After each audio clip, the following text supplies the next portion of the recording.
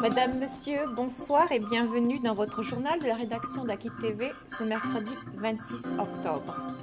Ce soir, les titres de l'actualité.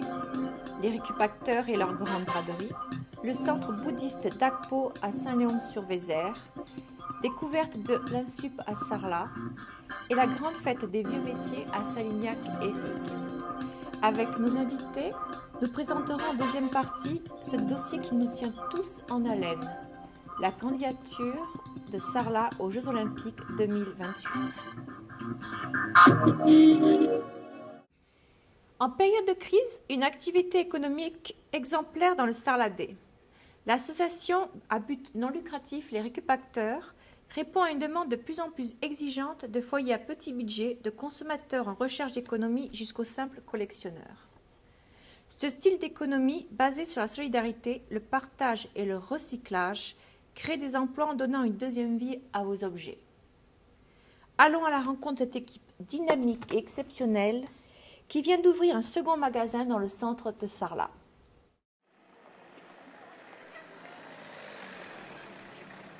On n'est pas du tout une brocante, on est vraiment ouvert à tout, on est une ressourcerie, ça aide les gens à déménager, ça évite d'encombrer aussi, d'encombrer les déchetteries, même s'il y a encore beaucoup de travail à faire.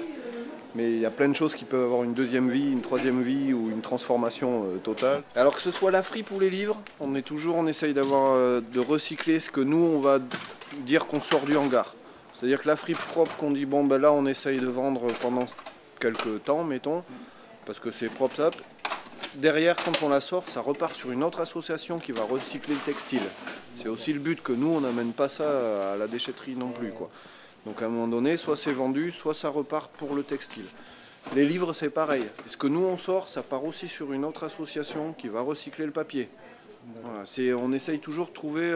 on recycle les cartouches d'encre, on travaille avec une autre association pour les cartouches d'encre. Tout ce qui est stylo, on travaille avec une autre association. Stylo en panne, si vous avez, on collecte. Voilà. On a beaucoup de gens qui nous apportent des choses. Mais on va aussi faire des déménagements. Mettons une maison qui doit être vendue, il faut la vider, les gens ne sont pas là, ou un décès, un héritage, machin, ou des gens qui ne peuvent pas payer une boîte de déménagement. On propose aussi du déménagement, et moyennant ce qu'on récupère, le déménagement est gratuit, ou on fait un devis en fonction des choses, mais voilà. Sinon on se dit, bah, il y a assez pour récupérer, on peut vous faire votre déménagement, c'est-à-dire payer les bras et le camion sur la route, quoi. Voilà. Voilà, donc ça fait boule de neige. Et je peux le faire aussi. Bon, je viens là depuis que c'est ouvert. Moi, je connaissais le précédent qui s'en occupait, Bertrand, et puis ben voilà, je suis venu exprès. C'est juste comme ça me va pour chez moi, ça me va pas, bon tant pis. Merci. Autant que ça serve à tout le monde, hein, plutôt que de jeter. Mais vous avez raison. Donc c'est un souci d'écologie quelque part. Absolument. Ouais, je cherche des choses parce que je viens d'emménager, du coup j'ai besoin de pas mal meubler ma maison. Oui. Et puis c'est une amie qui m'a fait découvrir ce lieu aujourd'hui d'ailleurs. C'est la première fois que je viens. Et voilà. Génial, mon anniversaire. Voilà. Bon, d'accord. Vous avez trouvé quelque chose pour l'instant, non? Non, je viens d'arriver, ça fait 2 minutes. Comment on a connu? C'est-à-dire qu'elle habite à côté, j'habite à Grosjac. D'accord. Et moi je suis président d'une troupe folklorique, les Gabarriers de la Dordogne. Oui. Alors donc on vient des fois pour s'alimenter peut-être en chiffon. Il n'y a pas de ça, là il n'y a rien là, mais elle le sait. Quand elle a quelque chose, elle me le met de côté. Ah, et elle marque sur le papier pour la dame aux cheveux rouges. Pour la dame aux cheveux rouges, voilà. Non, mais il faudrait que je revienne avec la petite. Là, je suis président, mais c'est un grand mot. Je suis là que pour créer les conditions de succès autour, quoi, pour enlever les enlèvements, machin. On a un public, les concitoyens qui nous suivent, vraiment. Hein. Le politique, un jour, va se dire, il en faudrait plus. Il viendra nous chercher. Nous, on ne fait que ce qu'on peut produire. C'est-à-dire, avec les équilibres économiques qu'on a, qui sont très précaires, parce qu'on vend très peu cher. On paye nos salariés très peu cher, malheureusement. Moi, si je pouvais les payer plus, je le ferais, il n'y a pas de souci. Avec plaisir. Et ils ne sont pas au SMIC, ils sont au-dessus, de toute façon, tous. Alors pourtant, il fait froid. Oui, oui, je sais, mais ils sont contents. Voilà. Et il faut imaginer le monde dans ce sens-là, c'est-à-dire comment les gens sont un peu plus heureux quoi, dans leur activité professionnelle ou sociale. Et c'est simple. Et c'est pas l'argent qui fait le bonheur, c'est un vieux dicton. L'argent fait pas le bonheur. C'est le signe aussi du changement de la société, le changement des manières de faire des gens. Ils pensent autrement. Et donc nous, on propose à ceux qui pensent autrement des choses concrètes.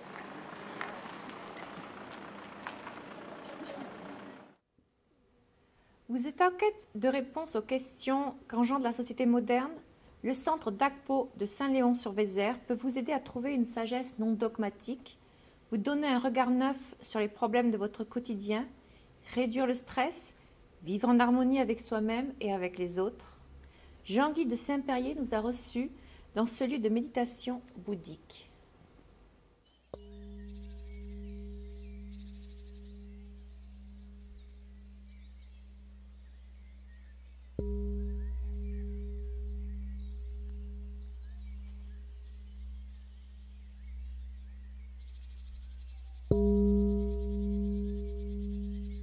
Le Bouddha, c'est comme je l'ai dit tout à l'heure, c'était un homme comme nous qui a rencontré des difficultés et la souffrance dans sa vie et qui s'est dit bon sang de bonsoir, il faut faire quelque chose. Et il voulait vraiment éradiquer, trouver une méthode qui libère complètement de toute forme d'insatisfaction, de mal-être ou de souffrance. Et il a trouvé en fait que la cause première de la souffrance, c'est le fait qu'on accorde trop d'importance à soi, justement. Et donc progressivement, il a vu que ce soi auquel on accorde beaucoup d'importance n'a pas de substance réelle. Et donc le Bouddha a ressenti dans sa chair à quel point c'était inutile cette espèce de crispation sur soi. Il s'en est complètement libéré. Et là, il a atteint ce qu'on appelle l'éveil. C'est-à-dire qu'en fait, là, toutes les qualités du cœur et de l'esprit qui sont au cœur de chacun d'entre nous, elles étaient à ce moment-là complètement libérées et manifestes. Et à partir de là, il a commencé à enseigner. Et c'est ce qui a donné le bouddhisme.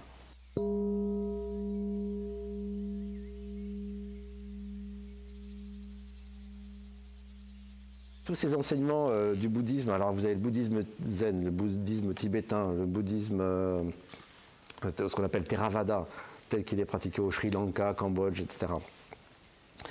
Et en fait, tout ça, ce sont des enseignements qui sont issus du Bouddha, qui reposent sur les enseignements du Bouddha, et qui ont pris des formes différentes en fonction des cultures dans lesquelles ils se sont implantés. Et par exemple, dans le bouddhisme zen, il y a une grande importance qui est donnée à la méditation elle-même, à la posture dans la méditation. Et les enseignements, il y a moins d'enseignements. Donc ça correspond à des personnes qui sont très intéressées par la méditation et qui n'ont pas besoin, pour nourrir leur pratique spirituelle, de beaucoup d'enseignements. Dans le bouddhisme tibétain, en fait, il y a beaucoup plus d'enseignements pour soutenir notre pratique spirituelle.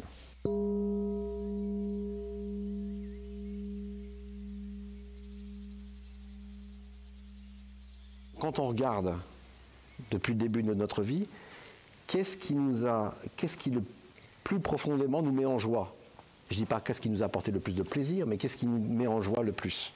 Est-ce que c'est d'avoir eu un bon gâteau? Est-ce que c'est d'avoir gagné au loto? Ou est-ce que c'est d'avoir été utile pour les autres? Et d'avoir reçu de l'amour et d'avoir pu donner de l'amour, par exemple. Qu'est-ce qui nous fait le plus plaisir? Et souvent, à ce moment-là, on peut se rendre compte, quand on regarde notre vie, que ce qui nous touche le plus, finalement, c'est peut-être d'avoir pu donner quelque chose à quelqu'un, d'avoir pu aider quelqu'un à un moment donné. De la même manière, ce qui nous a touché le plus, c'est la bienveillance, l'amour qu'on a pu recevoir de quelqu'un d'autre. Et donc c'est peut-être là, plutôt dans cette direction-là, qu'il s'agit de diriger notre vie.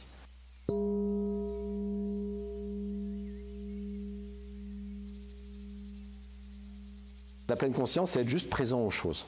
On se détend, et dans cette détente, on est au contact d'une certaine qualité intérieure.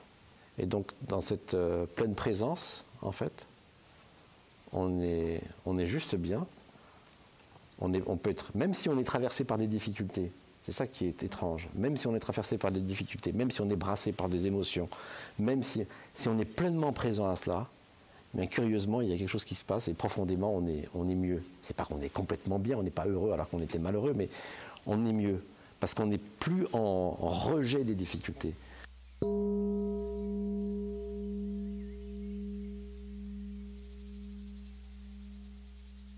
Méditer, vous savez, c'est juste se détendre et regarder ce qui se passe à l'intérieur de l'esprit. Il n'y a pas grand-chose à faire. Alors effectivement, l'esprit part, et à ce moment-là, on ramène l'esprit sur le support de la méditation, comme la respiration. Et si pendant 10 minutes, on a ramené 3 ou 4 fois son esprit sur la respiration, on a médité. Il n'y a pas de souci avec ça. Il n'y a pas de souci avec la distraction. Le mouvement, du reste, ça montre la vivacité de l'esprit. Ça veut dire que l'esprit est créatif. Ça veut dire qu'il y a plein de choses à faire. Donc l'idée, justement, c'est d'acquérir une certaine maîtrise sur son esprit en regardant ce qui s'élève dans l'esprit et en lâchant prise, en revenant sur le support de la méditation. Depuis plusieurs décennies, l'INSUP propose à tout public un accompagnement personnalisé en termes de formation, d'orientation et d'accès à l'emploi. Nous avons accompagné un groupe de bénéficiaires à l'occasion d'une de leurs journées d'action. Explications et témoignages.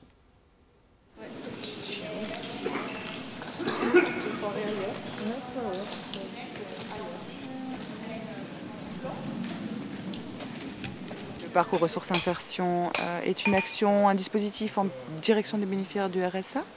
Donc on travaille en lien avec le conseil départemental qui sont prescripteurs des personnes que l'on accompagne dans ce dispositif-là.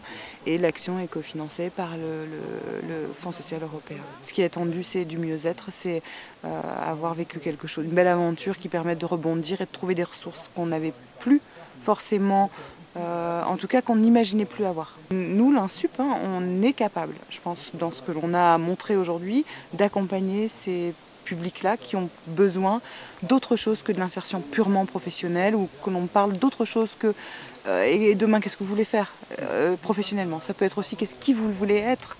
C'est vraiment un travail de partenariat pour pouvoir faire en sorte que ce parcours ce soit pas juste un parcours, ce soit un parcours dans un parcours. Pour les personnes qui ont été orientées, moi, celles que je connais en tout cas, je peux dire que on voit des personnes qui se sont épanouies. Je crois que l'essentiel, c'est que les gens arrivent à retrouver la confiance en eux et leur motivation d'avancer dans la société, déjà. Que ce soit un engagement social, que ce soit à travers le plaisir, et c'est déjà énorme, quoi. Le rôle que je tiens, c'est la découverte de sites et du patrimoine. Ça peut être aussi la relation avec le patrimoine humain, ça peut être du patrimoine historique, le patrimoine bâti, le patrimoine toutes sortes de patrimoine. En fait, l'intérêt ici, dans mon intervention, c'est justement l'ouverture vers ces différents sites. C'est une ouverture de perspective et le fait d'être ici, donc ça ne se considère pas comme une finalité, c'est plutôt en fait une marche supplémentaire d'ouverture d'esprit et qui est en lien aussi avec toutes les autres activités qu'ils ont pu faire dans le cadre de cette formation. J'ai pu remarquer aussi, parce que j'habite Sarlat, de les voir hors temps formel, se rencontrer, communiquer ensemble et s'entraider. Le prix, c'est particulier parce que c'est travailler avec des personnes qui sont en recherche d'eux-mêmes, si on peut dire. Par les accidents de la vie, on peut perdre du lien, on peut perdre de la cohésion à cause des maladies, à cause de ce qui se passe dans la vie, etc. Et le théâtre permet effectivement de recréer un lien entre les gens et les aider à de nouveau, en groupe, se surpasser et peut-être se réinsérer dans la société, quoi. Retrouver ce regard un petit peu ouvert qui ouvre vers la communication avec l'autre, peut-être ça, oui, on a pu le gagner. Et déjà, je trouve que ça serait formidable parce que c'est quand même une porte ouverte vers l'avenir de chacun, quoi. C'est le jour et la nuit, confiance en soi, connaître un groupe, sortir d'isolement. Ça a été lié avec des gens avec qui j'aurais jamais lié, j'aurais jamais connu, des caractères complètement à l'opposé du mien, apprendre à tolérer et à retravailler en groupe, c'est là où j'étais au mois de février. Maintenant, c'est deux pôles, pôle Nord et pôle Sud. Une évolution et puis sauver la vie, je peux le dire ça. Ça m'a donné une ouverture, une perspective, des projets, un futur. Au début, je me suis forcé, et puis ça a pris, et puis bah voilà. Un bon groupe, une bonne motivation. Certaines personnes ont réussi à faire sortir des choses de moi, et puis bah voilà. Un petit peu plus de confiance en moi. Se lever le matin et vouloir venir à un endroit où on a un but, c'est pas donné à tout le monde. Et c'est énorme de pouvoir se lever et de se dire je vais là et j'y vais, mais je veux y aller parce que j'ai envie. Et ça, ça faisait longtemps que j'avais pas eu ce sentiment et c'est un cadeau, quoi. On arrive vraiment avec des nouvelles têtes où on se dit voilà comment ça va se passer. Puis en fin de compte, la confiance et la bonne humeur, ben, voilà, elles se perdurent dans le temps et ça fait vraiment des groupes homogènes différents. Et ça apporte beaucoup, voilà, ça apporte beaucoup. On ne reste pas cantonné sur sa petite vie, chacun de son côté. On s'apporte, je crois, mutuellement du soutien, des rires, et puis, etc.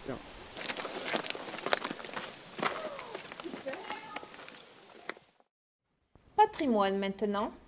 Grâce à l'équipe de bénévoles du comité d'animation à Salignac-Évigues, la fête des vieux métiers, qui accueille tous les ans près de 10 000 visiteurs, dans une ambiance conviviale. C'est l'occasion de transmettre les anciens savoir-faire au travers de plusieurs ateliers. Reportage.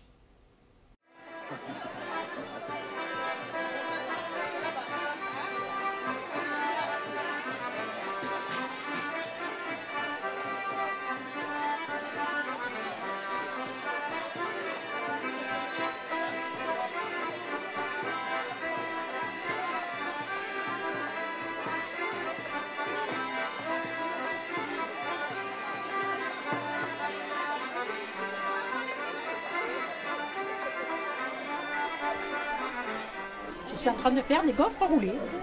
Voilà, une spécialité de Périgornois. C'est une pâtisserie qu'on fait au feu de bois. Voilà, c'est une spécialité. On les fait, ces gaufres, pour les mariages, enfin, pour quelque chose d'heureux. Les communions, les baptêmes, voilà, pour quelque chose d'heureux. Voilà, on fait ça. Je vous laisse la sortir. Oui, parce qu'elle va brûler. Continue. Voilà. Alors là, je j'enlève tout ce qui a débordé. Hein, voilà. Alors je l'ouvre, on regarde si elle est cuite.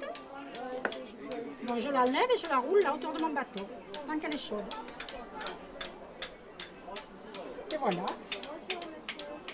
Donc elle est enroulée là, et puis je retire mon bâton. Et voilà, elle va refroidir, elle va prendre la forme, elle est faite. Elle est prête à déguster. Voilà. Le faire chauffer, et puis c'est pas évident que vous ne sortirez pas ça. C'est pas évident. Voilà.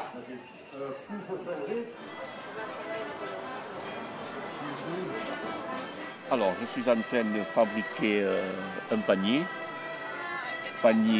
sarladé. C'est une tradition paysanne. Chaque paysan avait l'habitude de faire ses paniers pour les besoins de sa propre ferme. Et il utilisait bien sûr ce qu'il avait sous la main. Il n'allait pas chercher ses matériaux très loin. Donc du châtaignier, on a beaucoup de châtaigniers, on a de l'osier, mais ça pouvait être aussi de la ronce, de la clématite, de la bourdaine, tous ces végétaux qui poussaient autour de sa ferme. Et aujourd'hui, c'est en train de se perdre. Le plastique a remplacé l'osier et le châtaignier. Alors voilà, j'ai conservé ce savoir-faire familial, paysan, et j'essaie de le montrer, de le faire découvrir et éventuellement de susciter des vocations.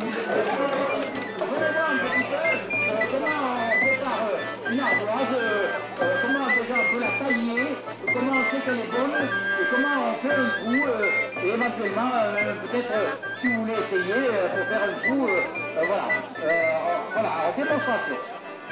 Alors déjà avant de percer une ardoise de l'atelier, on va tester au niveau du son et on va voir que c'est un son très clair, un petit peu comme le verre. J'en ai une qui est exceptionnelle.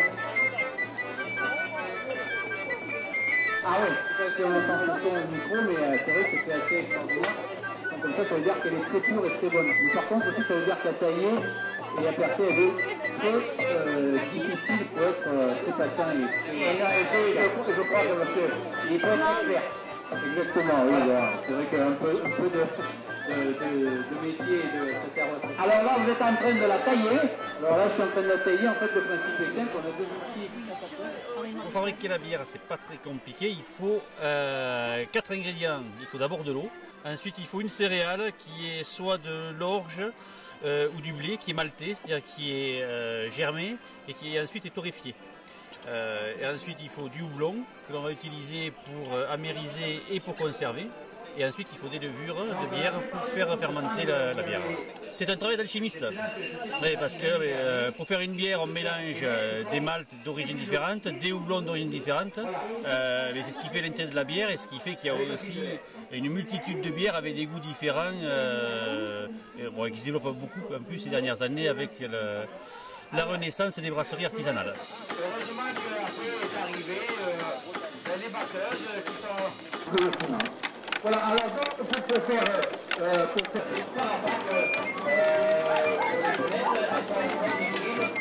on est en haut, derrière l'arbre de vie.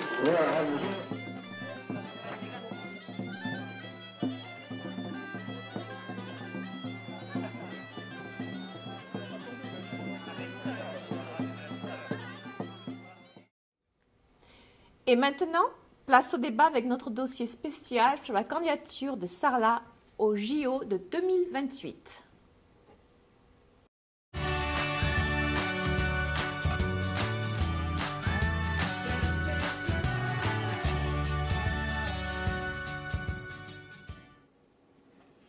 La ville de Sarlat a surpris l'ensemble de la communauté sportive de l'Hexagone en se portant candidate à l'organisation des 34e Olympiades d'été 2028. Le dossier de la ville de Sarlat a été constitué et déposé sur le bureau du CIO en attente de validation. Pour en débattre, ce soir, nos invités sont Monsieur de la Rocheture, maire de notre cité médiévale, Sarlat. Bonsoir Pauline. Bonsoir Monsieur le maire. Madame la garde à vous, représentante du CLEPS, le comité de lutte contre l'endettement du Périgord noir et du Sarladais. Bonsoir. Bonsoir madame. Monsieur Laurent Dounia, fervent défenseur écologiste qui a publié plusieurs manuscrits sur l'écologie dans notre belle région. L'écologie, la fin en 2015 ou l'écologie, un mythe planétaire en 2013 et votre best-seller paru en 2016, Dormez tranquille, le gaz de schiste nous sauvera. Bonsoir. Bonsoir Laurent. Et enfin, quel honneur pour moi, pour nous, pour Sarlat, notre grande championne olympique, enfant du pays, Alissa Rampeau, qui n'a pas pu participer au JO de Rio suite à un malencontreux test positif. Bonsoir. Bonsoir Alissa. Monsieur le maire, quelle est maintenant la prochaine étape? Pas si vite, Pauline. Il nous faut revenir, même brièvement, sur l'origine du projet.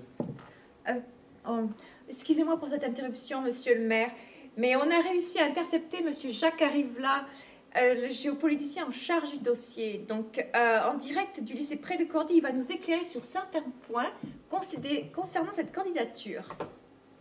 Monsieur Arrivla, vous m'entendez? Monsieur Arrivla, bonsoir et merci de nous accorder un moment de votre temps précieux. Bonsoir, avec plaisir. Quels sont vos arguments pour défendre ce dossier, monsieur Arrivla? Ben, je vous dirai, parce que c'est Sarlat, parce que c'est la France. Parce que c'est le centre de la France? Évidemment. Donc, monsieur Arrivla, qu'apportera cette candidature à Sarlat? Beaucoup. Tout.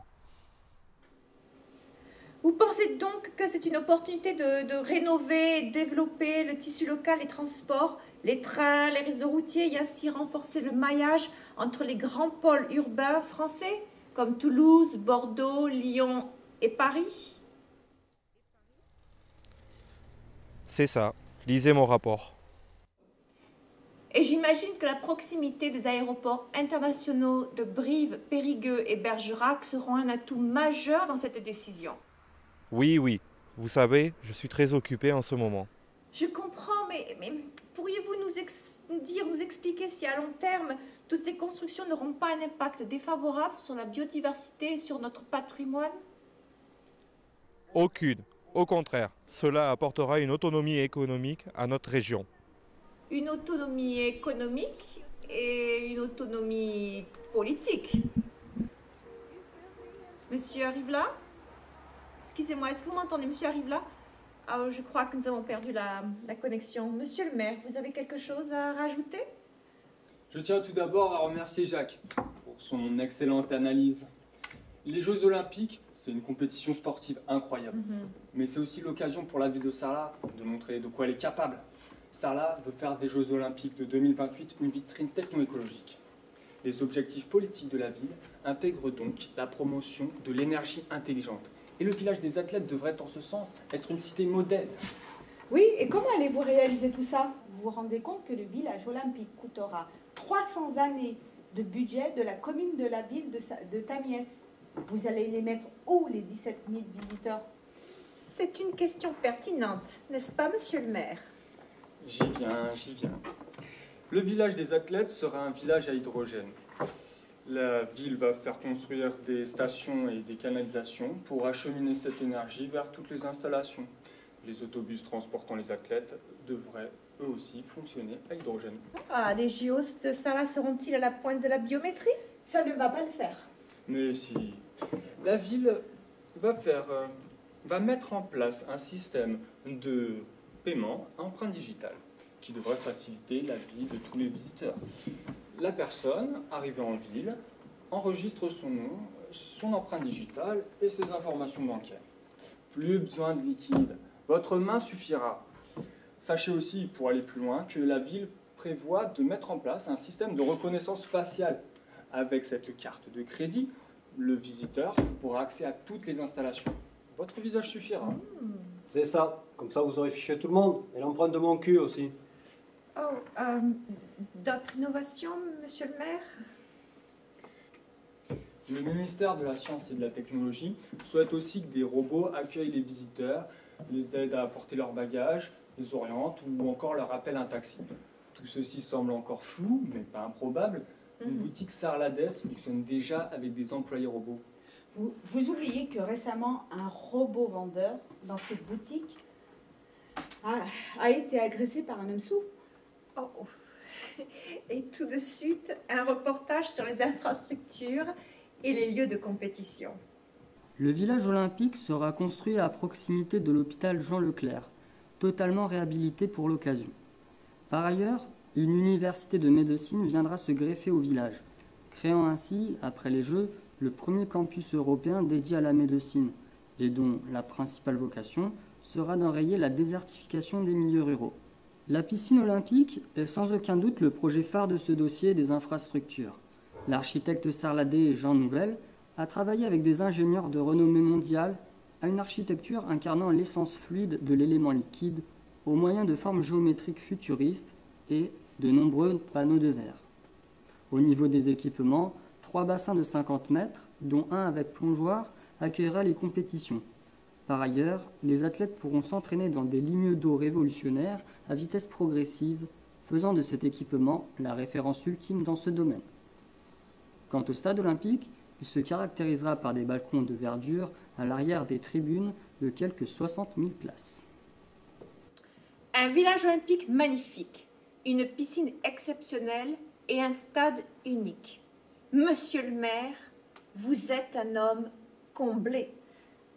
Nous allons faire de ce stade un modèle d'accessibilité pour tout type de public et un modèle d'inspiration pour les stades du monde entier. Il y aura une toiture rétractable, des tribunes basses amovibles. Il est le premier stade olympique doté d'un tel mécanisme et son architecture va établir des standards pour les stades du monde entier. Je pense que c'est un projet magnifique qui est conforme aux critères de coût et de délai. Le Klebs à l'arrache quand il voit ce projet pharaonique, monsieur le maire. Mais le Klebs est aux abois, madame la garde à vous, car ce stade, après les Jeux, va offrir 25 000 places à la communauté sarladaise et périgourdine. Et nous n'avons pas encore parlé de la piscine olympique, monsieur le maire. Justement, madame la garde à vous, nous sommes allés à la rencontre des Sarladais pour recueillir leurs impressions. Les Jeux Olympiques? Bah oui, pourquoi pas? On a déjà le festival du film. On n'a qu'un stade, 2 stades.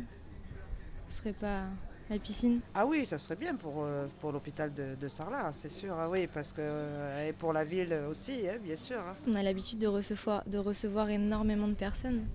Je pense que on a les épaules pour. Mais enfin, bon, c'est toujours bon quand il y a des animations à Sarlat et ça, c'est quand même quelque chose de très important. Oh non, ce serait une catastrophe.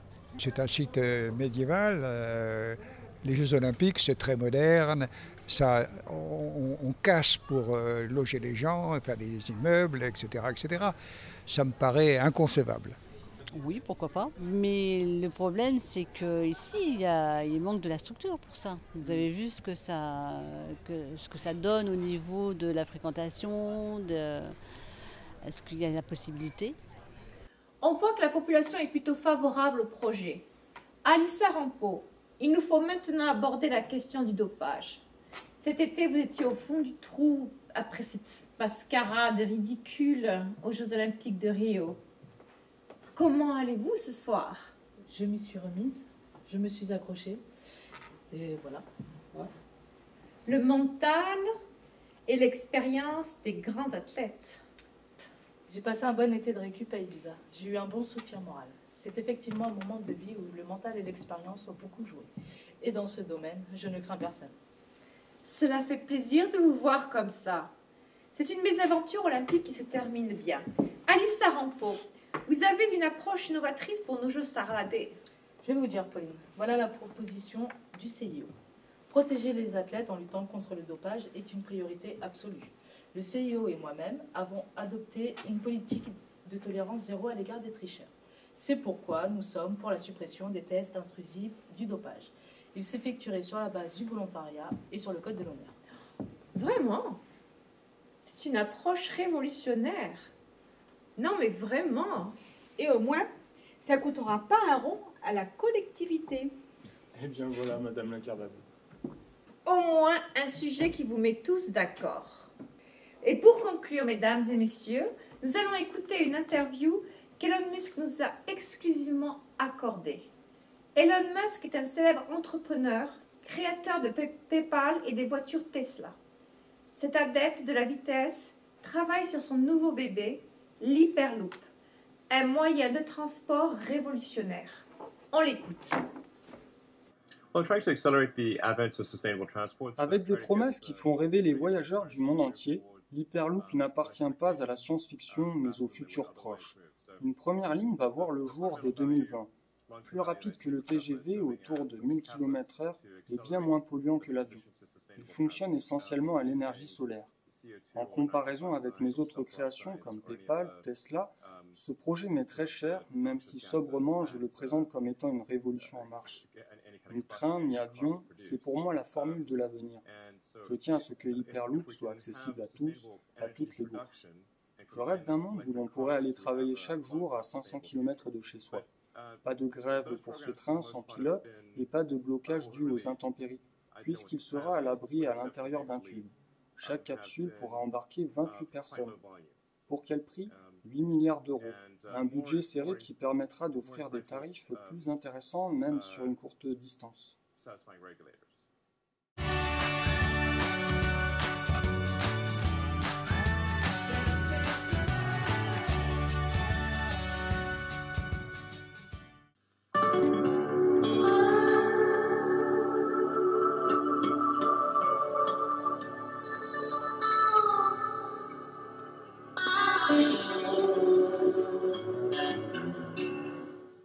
Bonsoir Monique. Bonsoir Pauline. Quelles sont vos prévisions pour demain? Toujours et encore de la grisaille. Le ciel sera maussade sur le Bergeracois et sur le Sarladais. Plus clément sur le reste du département, après dissipation des brunes matinales. Les températures sont de saison. Et en 2028, pour nos JO de Sarlat, quelles sont vos prévisions? Nous allons le découvrir tout de suite en regardant la carte envoyée par Météo France Sarlat.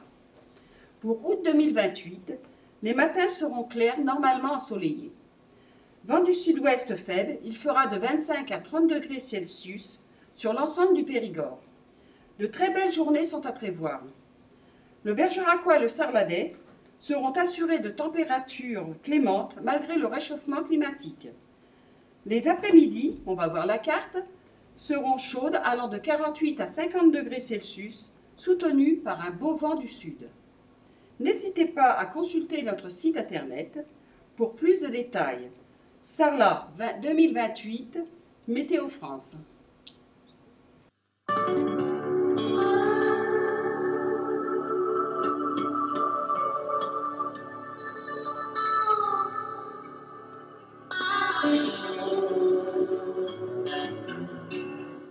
Merci Monique pour cette météo futuriste. Merci aux invités venus débattre ce soir. Et un grand merci à vous d'être venus nous accompagner à la Renaissance pour un soir d'Aki TV. J'espère que nous avons pu vous transmettre tout le plaisir que nous avons eu à créer cette soirée.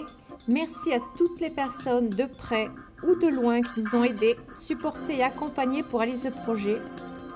Rendez-vous en 2028 et merci à vous tous.